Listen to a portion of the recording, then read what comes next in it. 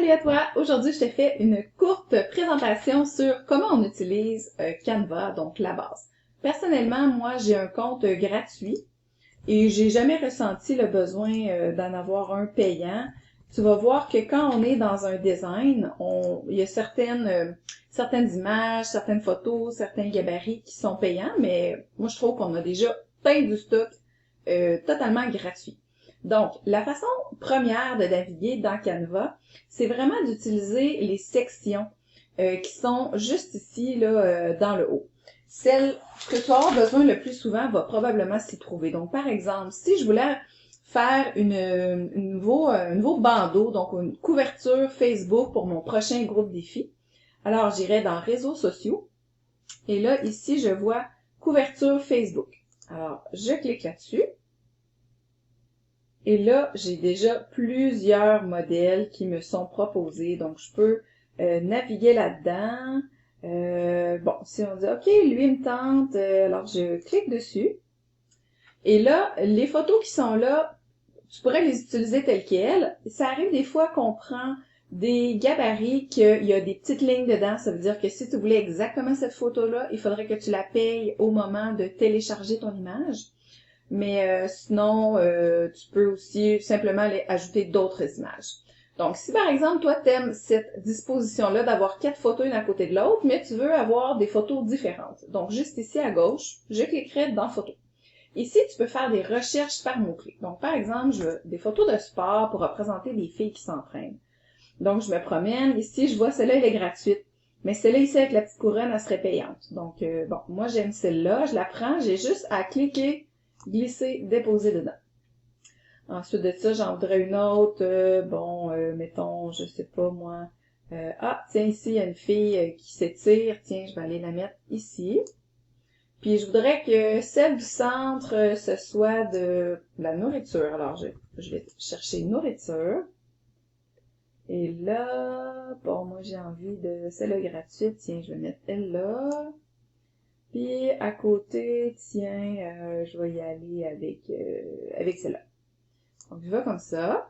Tu pourrais, ici, le groupe texte avec le fond blanc, c'est deux éléments séparés. Donc, si tu veux les garder groupés pour pouvoir les utiliser ensemble, tu cliques, tu fais une majuscule ou contrôle pour tout avoir. Tu peux même venir grouper plusieurs éléments ensemble si tu veux pouvoir les bouger ensemble. Donc, si par exemple, moi, je ne le veux pas au milieu, je le veux un peu plus bas ou un peu plus haut.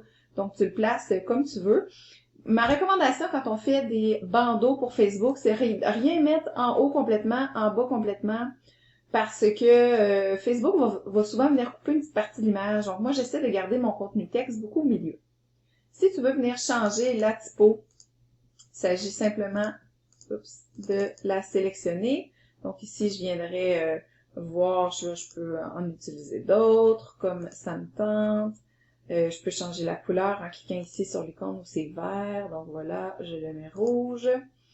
Et là, j'écris par exemple en majuscule semaine de remise en forme.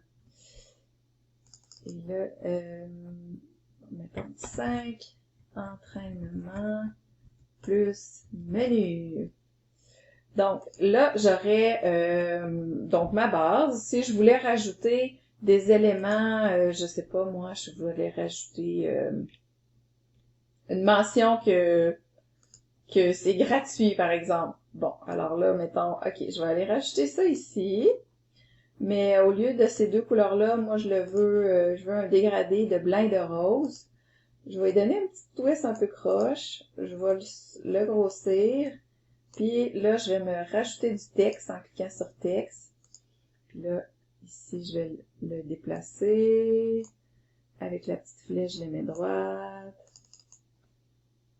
Gratuit. Donc, admettons, je pourrais le déplacer un peu comme ça. Donc, vraiment, tu fais ce que tu veux dans les éléments que moi, j'utilise beaucoup. Donc, c'est ça, il y a ces éléments-là. Là, on regardait les dégradés, mais ils sont vraiment tous classés en catégories. Moi, je trouve ça quand même pratique. Si je voulais simplement faire une forme pour la mettre en couleur, je la sélectionne comme ça. Je clique sur la couleur, mettons, je la veux noire.